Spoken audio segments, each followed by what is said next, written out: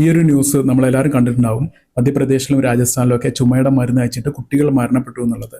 ഇത് ഒരു ഡോക്ടർ എന്ന നിലയിൽ എനിക്ക് വളരെയധികം സങ്കടം ഉണ്ടാക്കുന്ന ഒരു കാര്യമാണ്. കാരണം ചില കഫ് സിറപ്പുകൾ സെൻട്രലി ആക്ടിങ് ആന്റിഹിസ്റ്റമിൻസ് ഉണ്ട്. അത് ഡോസ് കൂടി കഴിഞ്ഞാൽ സെഡേഷൻ ഉണ്ടാക്കും, റെസ്പിറേറ്ററി ഡിപ്രഷൻ ഉണ്ടാക്കും, മരണം വരെ സംഭവിക്കുന്നുള്ളത് നമുക്ക് അറിയുന്ന ഒരു കാര്യമാണ്.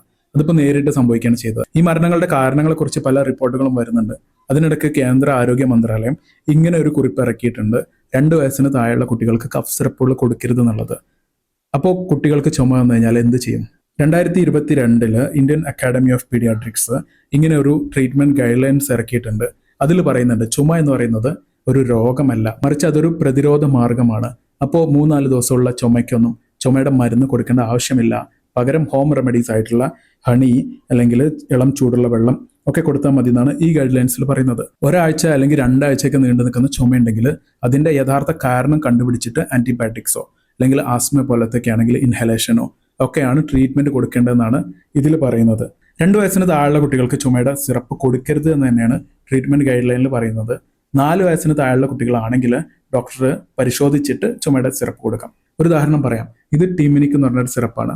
ഇതിൽ എഴുതിയിട്ടുണ്ട് should not be given in children below 4 years of age. ഇത് 4 വയസ്സിന് താഴെയുള്ള കുട്ടികൾക്ക് കൊടുക്കരുത് എന്ന് എഴുതിയിട്ടുണ്ട്. അതേപോലെ പല കഫ് സിറപ്പും പല ഏജ് ഗ്രൂപ്പിനും കൊടുക്കാൻ പാടില്ല. അതുകൊണ്ട് ഒരു ഡോക്ടറുടെ നിർദ്ദേശത്തോടു കൂടി മാത്രം കഫ് സിറപ്പുകൾ കൊടുക്കുക.